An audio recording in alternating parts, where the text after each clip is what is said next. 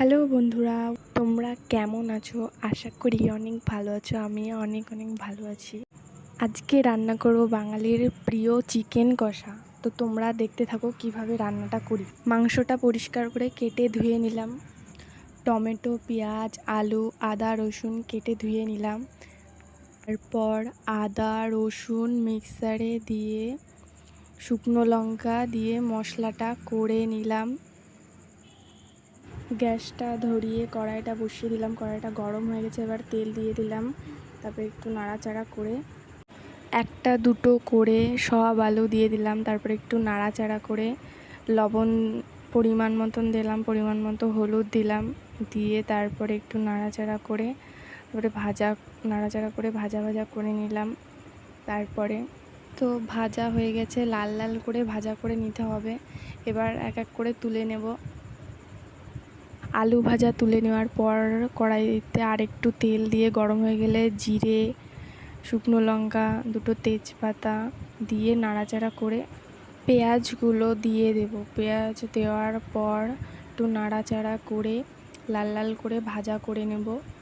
ভাজা হয়ে গেলে আদা রসুন শুকনো লঙ্কা যে মশলাটা করে রেখেছিলাম সেটা দিয়ে দেব। পুরোটা দিয়ে নাড়াচাড়া করে ভালো করে ভাজা করে নেব।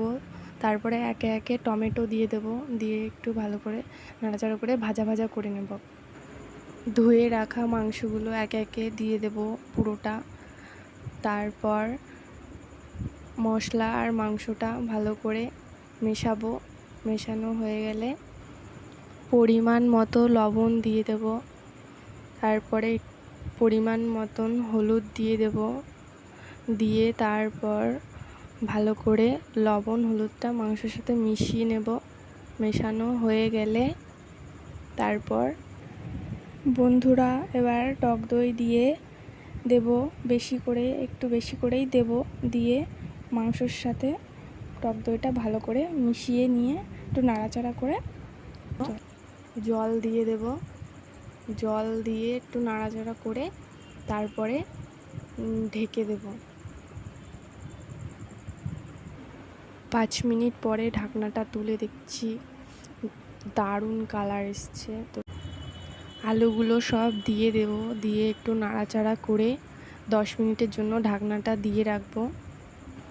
10 মিনিট পর ঢাকনাটা তুলে দেখি মাংসটা প্রায় হয়ে গেছে। এবার গরম মশলাটা দিয়ে দিলাম, দিয়ে একটু নাড়াচাড়া করে 1-2 মিনিট রেখে দিয়ে তারপরে নামিয়ে নেব। বাটিতে তুলে সার্ভ করে নিলাম। বাঙালির প্রিয় চিকেন কষা রেডি। দেখতে যতটা না সুন্দর, খেতে অসাধারণ হয়েছে। তো বন্ধুরা তোমরা ট্রাই করে দেখতেই পারো। ট্রাই করে যদি ভালো লেগে থাকে তাহলে কমেন্ট করে বলো কেমন লাগলো তোমাদের রেসিপিটা। নতুন রান্নার ভিডিও দেখার জন্য চ্যানেলটাকে সাবস্ক্রাইব, আর ভালো লাগলে একটি লাইক করবেন। তো আজকের ভিডিওটা এইটুকু। নেক্সট ভিডিওতে দেখা হবে।